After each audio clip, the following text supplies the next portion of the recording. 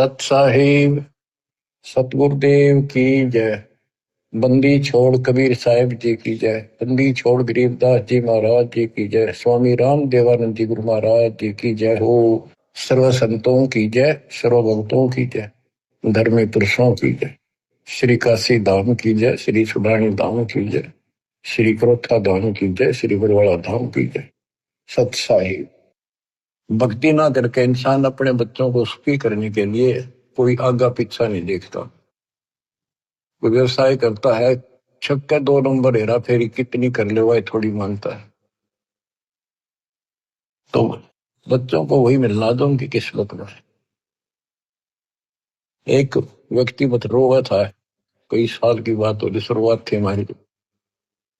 उसने सत्संग सुनी, कैसेट थी एक, वो कैसेट सुन का आया। फिर उसने अपना दुखदार होया कि मैं बहुत निकम्मा इंसान था। पहले एक कैसेट चली थी सोने की, 1 नंबर की, बहुत बिका करती। टेप रिकॉर्डर होते थे और इस बड़ी बड़ी कैसेट चला करती थी।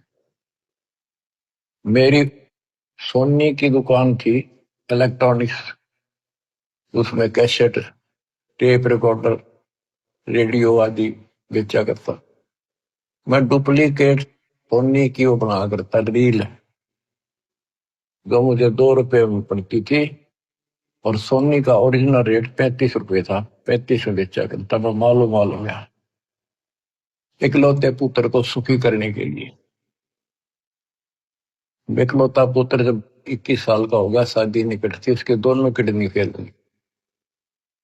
3.5 लाख रुपए लगे उस समय। आज तो 35 लाख है, 40 लाख। ठीक हो गया, चलो गुर्दा बदलवाया, किसी से ले दे गए। उसके बाद एक्सीडेंट में मारा गया उस लड़का। रो है फूट फूट। या थी बिरानी, आग में जल गया। बच्चों, मन ने की कर ले 2 दिन का मेहमान, मन ने की कर ले 2 दिन का मेहमान। कहाँ से आया कहाँ जाएगा, तन छूटे तब कहाँ समाएगा। आखिर तुझको कौन कहेगा, गुरु वेद आत्मज्ञान। मन ने की कर ले 2 दिन का मेहमान। तो सत्संग के बिना और संत, पूरे संत सतगुरु के बिना ये बातें कौन बतावे, कौन छुटावे से पाप कर्म पे। आप क्या बताते हैं, उमदा चोला बना न मोला, लगे दाग पे दाग रे। 2 दिन की गुजरान जगत में, क्यों जड़े बेरानी आग रे, क्यों जड़े बेरानी आग रे। बच्चों, ये उदाहरण सामान्य नहीं है। कलेजा फट जाए आदमी का जब थोड़ी सी वकल रखता हो, तुरंत बुराई छोड़ के मालिक के चरणों में समर्पित हो जा। और फिर 2 रोटी और तो छिड़ा दे तो फिर भगवान की सा। कुबद कहाँ चढ़ी चढ़ी चित पे, या कुबद कहाँ चढ़ी थी तो उसका नाश कर दी। कुबद कहाँ चढ़ी चढ़ी चित पे, तू होया मनुष्य नागरे। सूझे नहीं सजन सुख सागर, बिना प्रेम बैराग रे, बिना प्रेम बैराग रे। अर्श मरे सो हंस कहावे, कामी करो दी कागरे। भौरा न भर में इस व्यस के गुण में, चल बेगमपुर बागरे, चल बेगमपुर बागरे। ये 21 ब्रह्मांड, ये विषय विकारों का वन है, जंगल है, फॉरेस्ट है। ये दुखों का भरा पड़ा ये यहाँ का सिस्टम। और सतलोक बेगमपुर, बेगम, गम माने दुख, वो दुख रहित सुख का सागर। हर सुमर सो हंस कहावे, कर्म क्रोधी कागरे। मौरा न भर में विष के बन में, चल बेगमपुर बागरे, चल बेगमपुर बागरे। शब्द सहन सतगुरु की पिछाड़ी, पाया अटल सुहागरे। नित्यानंद महबूब गुमानी, प्रगट पूर्ण भागरे, प्रगट पूर्ण भागरे। शब्द सहन सतगुरु की पहचान। गुरु जी का संकेत समझाए कि इसे नरक में कब तक रहोगे, ना या रह सकते, कर्म फोड़ कर जाओगे तो सच्ची भक्ति नहीं करी। संकेत, सैन संकेत इशारा। शब्द सैन सतगुरु की पहचानी, पाया अटल सुहागरे।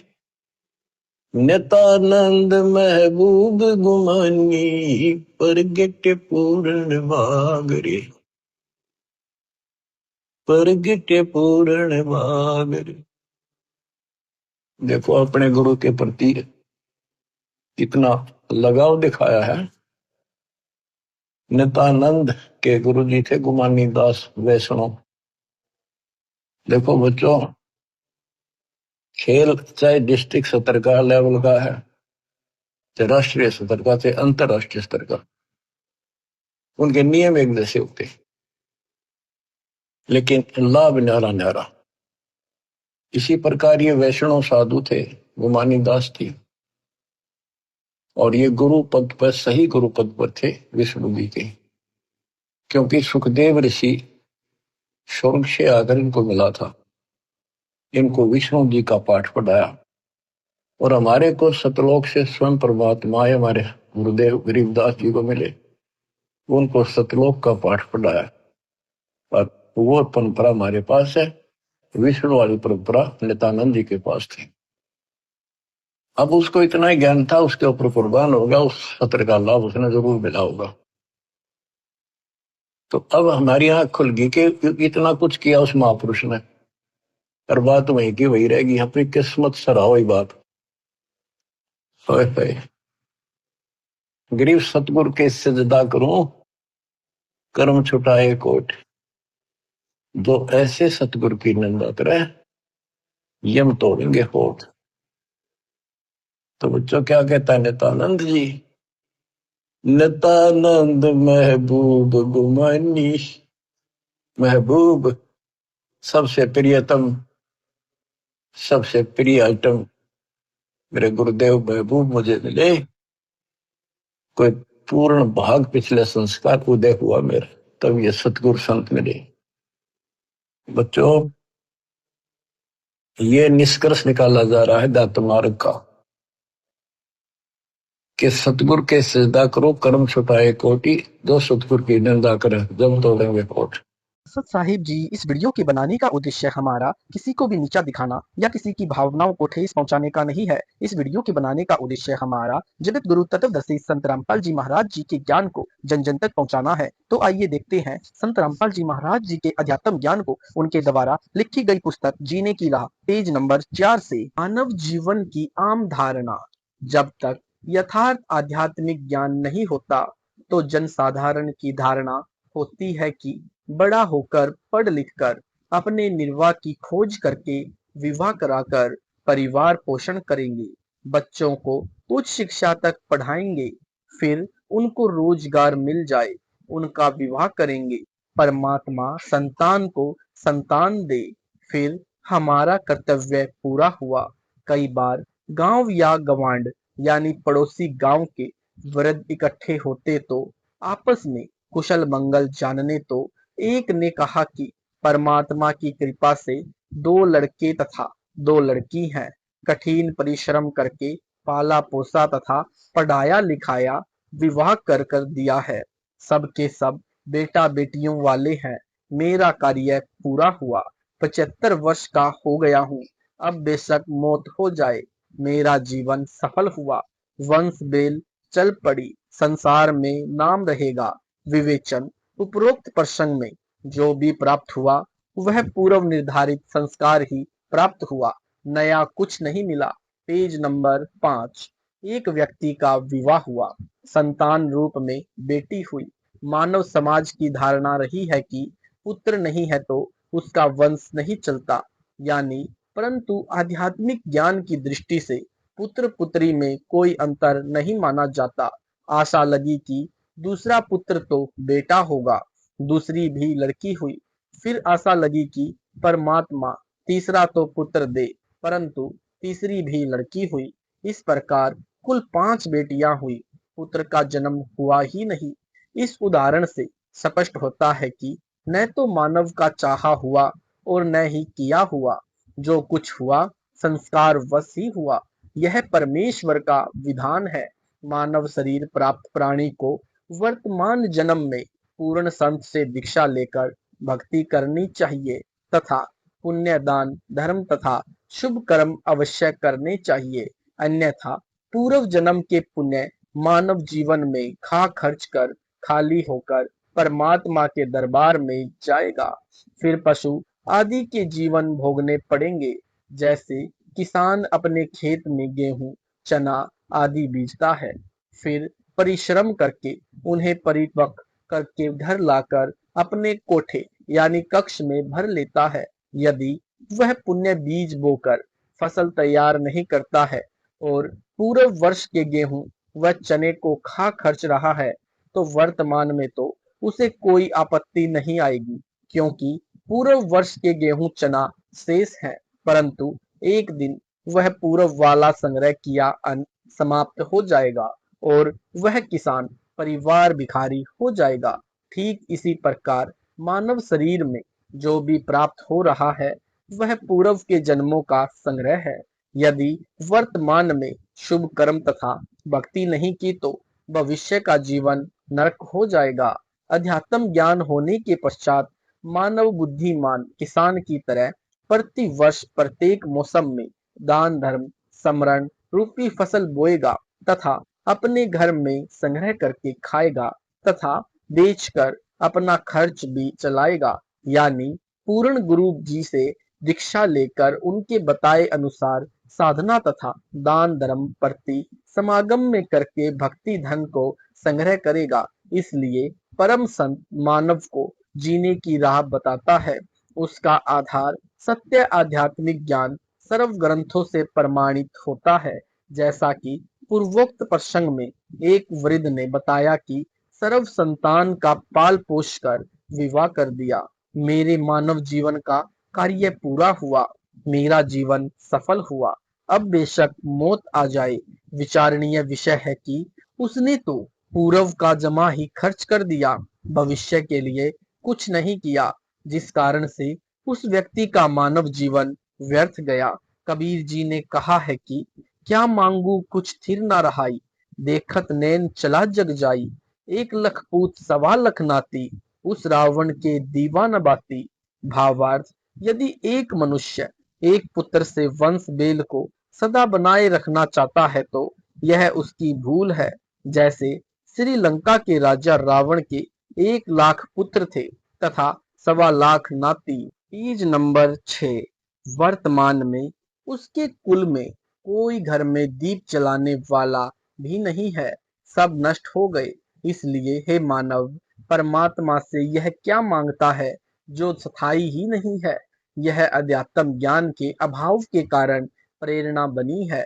परमात्मा आप जी को आपका संस्कार देता है, आपका किया कुछ नहीं हो रहा। उस वृद्ध की बात को माने कि पुत्र के होने से वंश वृद्धि होने से संसार में नाम बना रहता है। एक गांव में प्रारंभ में 4 या 5 व्यक्ति थे। उनके वंश के सैकड़ों परिवार बने हैं। उनका वंश चल रहा है, उनका संसार में नाम भी चल रहा है, परंतु शास्त्रोक्त विधि से भक्ति न करने के कारण परमात्मा के विधान अनुसार वह भला पुरुष कहीं गधा बनकर कष्ट उठा रहा होगा, वहां पर गधे के वंश की वृद्धि करके, फिर कुत्ते का जन्म प्राप्त करके, वहां उस कुल की वृद्धि करके, अन्य प्राणियों के शरीर प्राप्त करके असंख्यों जन्म कष्ट उठाएगा। भावार्थ है कि मानव जीवन प्राप्त प्राणी को चाहिए कि सांसारिक कर्तव्य कर्म करते करते आत्म कल्याण का कार्य भी करे, जिस कारण से परिवार से आने वाली पूर्व पाप की मार भी टलेगी, परिवार खुशहाल रहेगा। अन्यथा शुभ अशुभ दोनों कर्मों का फल भोगने से कभी सुख तथा कभी दुख का कहर भी झेलना पड़ता है। एक समय दास यानी लेखक एक गांव में 3 दिन का सत्संग पाठ कर रहा था। उसी परिवार का एक रिश्तेदार एक 4 वर्ष के लड़के को साथ लिए आया। चर्चा में उसने बताया कि मुझे 4 पुत्र 2 पुत्री संतान रूप में प्राप्त हुई, सबका विवाह कर दिया। मेरे जैसा सुखी हमारे गांव में शायद ही कोई था। फिर ऐसी नौबत आई कि 2 वर्ष में घर उजड़ गया। 2 बेटे मोटरसाइकिल पर ससुराल जा रहे थे, दुर्घटना में भगवान के घर चले गए। उनकी पत्नी भी अन्य गांव में विवाह दी। 1 वर्ष पश्चात एक पुत्र को खेत में ट्यूबवेल पर रात्रि में सर्प ने डस लिया, मृत मिला। चौथा इस दुख से हृदयघात से चल बसा। सब बहुएं भी चली गई। पत्नी का मानसिक संतुलन बिगड़ गया। यह लड़का बड़ी लड़की का है, जिसके सहारे दिन काट रहा हूँ। बेटी को घर पर रखा है। प्रिय पाठकों से निवेदन है कि विवेक से काम लें और मानव जीवन की सच्ची राह पकड़ें। भक्ति अवश्य करें। संतान होना या ना होना यह आपके पूर्व के कर्मों का फल है। यदि संतान को धर्म कर्म का ज्ञान नहीं है तो वह चाहे कितनी ही नेक है, कभी न कभी गलती कर ही देगी। वह सब पाप कर्मों के कारण होगा। एक व्यक्ति ने बताया कि मेरा ससुर 4 एकड़ का जाट किसान था। उसने दिन रात मेहनत करके कुल 16 एकड़ जमीन खरीद कर बना ली, यानी 12 एकड़ जमीन और मोल ले ली। 4 लड़के थे और एक लड़की थी। सबकी शादी कर दी। 60 वर्ष की आयु में मेरे ससुर जी को अधरंग मार गया। चारों लड़के भिन्न रहते थे। कुछ दिन बड़े बेटे में रहा, परंतु 6 महीने में ही कपड़ों में बदबू आने लगी। फिर तीसरे नंबर वाले के घर में रहा। कुछ दिन बाद उसने भी हाथ खड़े कर दिए। इस प्रकार चारों पुत्र सेवा से तंग आ गए। गांव की पंचायत ने मेरे ससुर जी की सेवा कराने के उद्देश्य से 2 एकड़ जमीन सबको अधिक देने का फैसला किया। जो बेटा अपने पिता की सेवा करेगा। इस लालच में छोटे वाले ने सेवा करने की बात मान ली। Page number 7। 6 महीने में उसने कहा कि मेरे बस की बात नहीं है। रिश्तेदार इकट्ठे हुए। सब बच्चों को सभी प्रकार से समझाया, परंतु कोई सेवा को तैयार नहीं हुआ। वह भक्त बता रहा था कि मेरा ससुर बोल भी नहीं पा रहा था। जब छोटा पोता सामने आया तो गर्दन के संकेत से कह रहा था कि आजा मेरे पास, लाड करूंगा। यह भूल पड़ी है। बेटों ने तो कर दी मौज, पोतों की कसर बाकी है। उन 2 एकड़ को ठेके पर देकर उसके लिए एक नौकर रखा। दुर्गति से मरा। विचार करें कि ऐसे कमेरे यानी मेहनती व्यक्ति को यह भी ज्ञान होता कि भक्ति तथा धर्म के बिना मानव जीवन नरक बन जाता है, तो वह उसके साथ साथ परमात्मा की भक्ति भी करता तथा ऐसी दशा को प्राप्त नहीं होता। बच्चे भी सेवा करते। सत्संग में यही शिक्षा दी जाती है। श्रद्धालुओं को दया धर्म का पाठ पढ़ाया जाता है। आश्रम में सत्संग के दौरान वृद्ध, रोगी, अपंग, छोटे बच्चों सहित माताएं, बहनें, बेटियां आती हैं। आश्रम में पुराने भक्तों तथा भक्तमतियों की ड्यूटी लगाई जाती है। वे आने वाले वृद्धों, रोगियों तथा अन्य असहायों की सेवा करते हैं। उनको स्नान कराते हैं, उनके वस्त्र धोते हैं, भोजनालय से भोजन प्रसाद लाकर पंडाल में बैठों को खिलाते हैं। चाय दूध भी वही बैठों को लाकर देते हैं। विचार करें कि जो बच्चे यानी सत्संग में जाने वाले तथा बेटी बहनें, माई व भक्त भाई सत्संग में आने वाले गैरों की सेवा करते हैं, तो वे घर पर अपने माता पिता, भाई बहन, सास ससुर की भी उसी भाव से सेवा करेंगे, क्योंकि उनका स्वभाव बन जाता है। उनके दिलों में दया भरी रहती है। उनको परमात्मा का विधान अच्छी तरह याद रहता है। जैसा कि पूर्व में प्रसंग है कि एक कमेरे किसान को अधरंग मारना और बच्चों द्वारा अनदेखा करना। यदि वे लड़के तथा बहुएं सत्संग में जाते तो वे अपने पिता की बहुत सेवा करते। यदि वह किसान परमात्मा की भक्ति करता तो उसका शरीर स्वस्थ रहता और उसकी भक्ति के कारण भजन के तेज से प्रभावित होकर परिवार अपने आप आदर करता है। उदाहरण के लिए साधु संत भक्ति ही करते हैं, जिस कारण गांव का गांव उनका सेवा सत्कार करता है। इसी प्रकार भक्ति करने से परमात्मा की शक्ति अपने आप अन्य को प्रेरित करके भक्त के अनुकूल परिस्थिति बना देती है। इसलिए भक्ति करने की प्रेरणा संत जन देते हैं। सत्संग से जीने की राह अच्छी बनती है। कबीर परमेश्वर जी ने फिर बताया है कि कबीर, काया तेरी है नहीं, माया कहाँ से होए, भक्ति कर दिल पाक से, जीवन है दिन दोए, बिन उपदेश अचंभ है, क्यों जीवत है प्राण, भक्ति बिना कहाँ ठोर है, ये नर नाही पाषाण।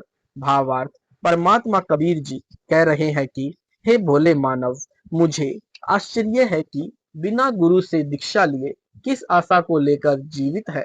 न तो शरीर तेरा है, यह भी त्याग कर जाएगा, फिर संपत्ति आपकी कैसे है। Page number 8। जिनको यह विवेक नहीं कि भक्ति बिना जीव का कहीं भी ठिकाना है नहीं, तो वे नर यानी मानव नहीं है, वे तो पत्थर हैं। उनकी बुद्धि पर पत्थर गिरे हैं। कबीर जी ने फिर कहा है कि बेगार की परिभाषा, अगम निगम को खोज ले, बुद्धि विवेक विचार, उदय अस्त का राज मिले, तो भी नाम बेगार। भावार्थ, पुराने समय में पुलिस थानों में जीप कार आदि गाड़ियां नहीं होती थी। जब पुलिस वालों को कहीं रेड मारनी होती तो किसी प्राइवेट थ्री व्हीलर या फोर व्हीलर वाले को जबरदस्ती पकड़ लेते और उसके फोर व्हीलर या थ्री व्हीलर में बैठकर जहां जाना होता ले जाते। ड्राइवर भी थ्री व्हीलर वाला होता था तथा पेट्रोल डीजल भी वही अपनी जेब से डलवाता था। उस दिन की दिहाड़ी भी नहीं कर पाता था। पुलिस वाले उसको सारा दिन इधर उधर घुमाते रहते थे। आम व्यक्ति तो यह विचार करता था कि ये थ्री व्हीलर वाला आज तो बहुत ज्यादा कमाई करेगा, सारा दिन चला है। परंतु उसका मन ही जानता था उस दिन उसके साथ क्या बीती होती थी। ऐसे ही राजा लोग इस जन्म में भक्ति न करके केवल राज्य व्यवस्था को बनाए रखने में जीवन समाप्त कर देते हैं, तो वे बेगार करके जाते हैं। पूर्व जन्म के धर्म कर्म से राजा बनता है, वर्तमान जन्म में उसी पुण्य को खर्च खा रहा होता है। जनता को तो लगता है कि राजा बड़ी मौज कर रहा है, आध्यात्मिक दृष्टि से वह बेगार कर रहा है, भक्ति कमाई नहीं कर रहा है। यदि व्यक्ति पूर्ण गुरु से दीक्षा लेकर भक्ति नहीं करता है तो उसको चाहे उदय अस्त का यानी पूरी पृथ्वी का राज्य भी मिल जाए, तो भी वह थ्री व्हीलर वाले की तरह व्यर्थ की मारो मार यानी गहमा गहमी कर रहा है। उसे कुछ लाभ नहीं होना। इसलिए राजा हो या प्रजा, धनी हो या निर्धन, सबको नए सिरे से भक्ति करनी चाहिए। उसी से उसका भविष्य उज्जवल होगा। परमात्मा कबीर जी ने अपने शिष्य संत गरीबदास जी को तत्व ज्ञान समझाया, जो इस प्रकार है, यानी राग आसवारी शब्द नंबर 1। मन तू चली रही सुख के सागर, जहां शब्द सिंधु रत्नागर, कोटि जन्म तोहे मरता हो गए, कुछ नहीं हाथ लगा रे, कुकर शुकर खर बया बोरे, कौवा हंस बुगारे, कोटि जन्म तू राजा किन्हा, मिटी न मन की आशा, भिक्षुक होकर दर दर हांड्या, मिल्या न निर्गुण रासा, इंद्र कुबेर ईश की पदवी, ब्रह्मा वरुण धर्मराया, विष्णुनाथ के पुरकू जाकर बहुर अपुठा आया, असंख्य जन्म तोहे मरते होगे, जीवित क्यों न मरे रे, द्वादश मध्य महल मठ बोरे, बहुर न देह धर रे, दो जख बहिषत सभी ते देखे, राजपाठ के रसिया, तीन लोक से त्रिपत नाही, यह मन भोगी खसिया, सतगुरु मिले तो इच्छा मिटे, पद पद मिले समाना, चल हंसा उस लोक पठाऊं, जो आदि अमर अस्थाना, चार मुक्ति जहाँ चंपी करती, माया हो रही दासी, दास गरीब अभय पद परसे, मिले राम अविनाशी। सूक्ष्म वेद की वाणी का भावार्थ। वाणी का सरलार्थ। आत्मा और मन को पात्र बनाकर संत गरीब दास जी ने संसार के मानव को समझाया है। कहा है कि यह संसार दुखों का घर है। इससे भिन्न एक और संसार है जहाँ कोई दुख नहीं है। वह स्थान यानी सनातन परम धाम सतलोक है तथा वहाँ का प्रभु यानी अविनाशी परमेश्वर सुखों का सागर है। सुख सागर अर्थात अमर परमात्मा तथा उसकी राजधानी अमर लोक की संक्षिप्त परिभाषा बताई है। तो लहर मेहर की उपजे, कहर नहीं जहाँ कोई। दास गरीब अचल अविनाशी, सुख का सागर सोई। भावार्थ। जिस समय मैं यानी लेखक अकेला होता हूँ तो कभी कभी ऐसी हिलोर अंदर से उठती है। उस समय सब अपने से लगते हैं। चाहे किसी ने मुझे कितना ही कष्ट दे रखा हो, उसके प्रति द्वेष भावना नहीं रहती। सब पर दया भाव बन जाता है। यह स्थिति कुछ मिनट ही रहती है। उसको मेहर की लहर कहा है। सतलोक अर्थात सनातन परम धाम में जाने के पश्चात प्रत्येक प्राणी को इतना आनंद आता है। वहां पर ऐसी असंख्यों लहरें आत्मा में उठती रहती हैं। जब वह लहर मेरी आत्मा से हट जाती है तो वही दुख में स्थिति प्रारंभ हो जाती है। उसने ऐसा क्यों कहा? वह व्यक्ति अच्छा नहीं है। वो हानि हो गई, यह हो गया, वह हो गया। यह कहर यानी दुख की लहर कही जाती है। उस सतलोक में असंख्य लहर मेहर यानी दया की उठती है। वहां कोई कहर यानी भयंकर दुख नहीं है। वैसे तो सतलोक में कोई दुख नहीं है। कहर का अर्थ भयंकर कष्ट होता है। जैसे एक गांव में आपसी रंजिश के चलते विरोधियों ने दूसरे पक्ष के एक परिवार के 3 सदस्यों की हत्या कर दी। कहीं पर भूकंप के कारण हजारों व्यक्ति मर जाते हैं। उसे कहते हैं कहर टूट पड़ा या कहर कर दिया। ऊपर लिखी वाणी में सुख सागर की परिभाषा संक्षिप्त में बताई है। कहा है कि अमर लोक अचल अविनाशी अर्थात कभी पलायमान अर्थात दमस नहीं होता तथा वहां रहने वाला परमेश्वर अविनाशी है। वह स्थान तथा परमेश्वर सुख का समुद्र है। जैसे समुद्री जहाज बंदरगाह के किनारे से 100 या 200 किलोमीटर दूर चला जाता है तो जहाज के यात्रियों को जल अर्थात समुद्र के अतिरिक्त कुछ भी दिखाई नहीं देता। सब और जल ही जल नजर आता है। इसी प्रकार सतलोक यानी सत्यलोक में सुख के अतिरिक्त कुछ भी नहीं है अर्थात वहां कोई दुख नहीं है। अब पूर्व में लिखी वाणी का सरलार्थ किया जाता है। मन तू चल रही सुख के सागर, जहां शब्द सिंदूर रत्नागर। कोटि जन्म तोहे भरमत होगे, कुछ नहीं हाथ लगा रे। कुकर शुकर खर भया बोरे, कौवा हंस बुगारे। Page number 10। भावार्थ। परमेश्वर कबीर जी ने अपनी अच्छी आत्मा संत गरीब दास जी को सूक्ष्म वेद समझाया। उसको संत गरीब दास जी यानी गांव छुड़ानी, जिला झज्जर, हरियाणा प्रांत वाले ने आत्मा तथा मन को पात्र बनाकर विश्व के मानव को काल ब्रह्म के लोक का कष्ट तथा सतलोक का सुख सागर बताकर उस परम धाम में चलने के लिए सत्य साधना जो शास्त्रोक्त है करने की प्रेरणा दी है। मन तू चल रे सुख के सागर अर्थात सनातन परम धाम में चल, जहां पर शब्द नष्ट नहीं होता।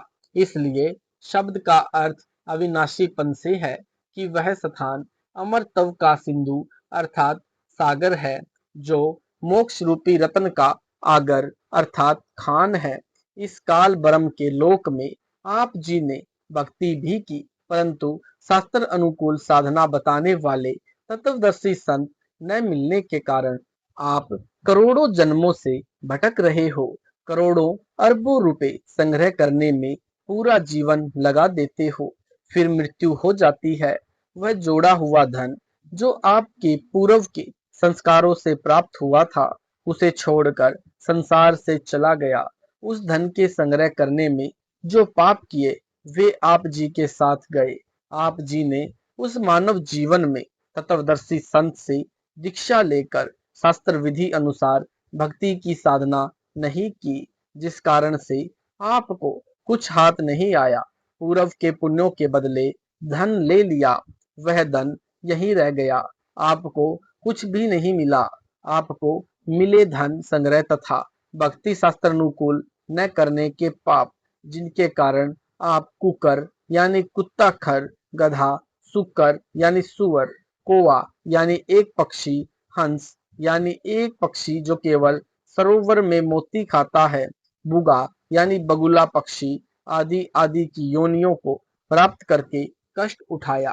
कोटि जन्म तू राजा कीन्हा, मिटी न मन की आशा, भिक्षुक होकर दर दर हांड्या, मिला न नरगुण रासा।